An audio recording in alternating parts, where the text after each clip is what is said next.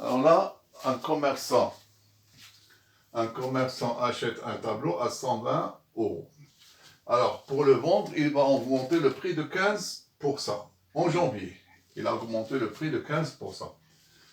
Comme il n'arrive pas de le vendre, il décide alors de baisser le prix du mois de janvier, d'accord, de 10%. Alors, quel sera le prix final de ce tableau? Alors là, qu'est-ce qu'on va faire d'abord? On va calculer le prix en janvier. Le prix du tableau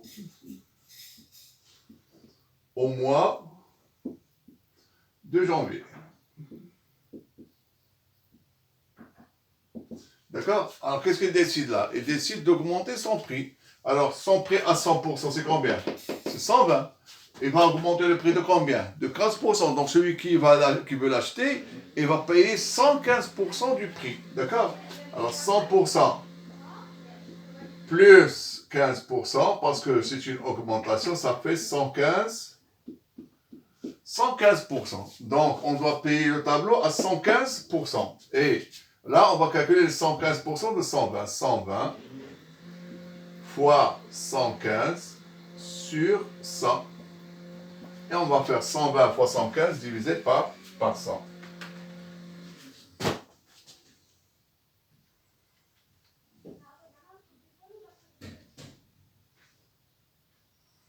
Ça va vous donner 138. Donc, le prix en janvier, donc,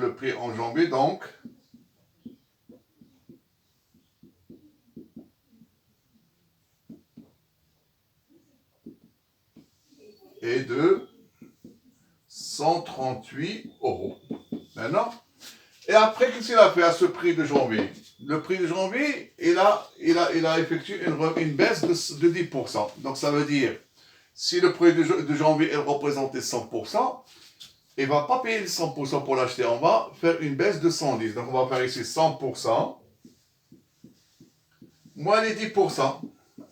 Ce qui ne donne que 90%. C'est-à-dire, si le prix est 100 euros, on va payer que 90 euros. Maintenant, on va chercher si le prix est 138, on va payer combien? Donc, on va calculer le pourcentage, 90% de 138. Donc, on va faire 138 fois 90 sur 100. Et on va trouver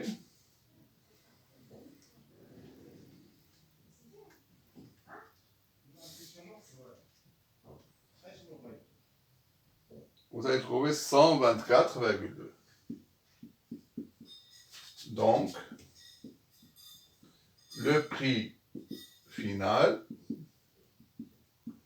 est 124,20 euros. Voilà le prix final après une augmentation suivie d'une baisse.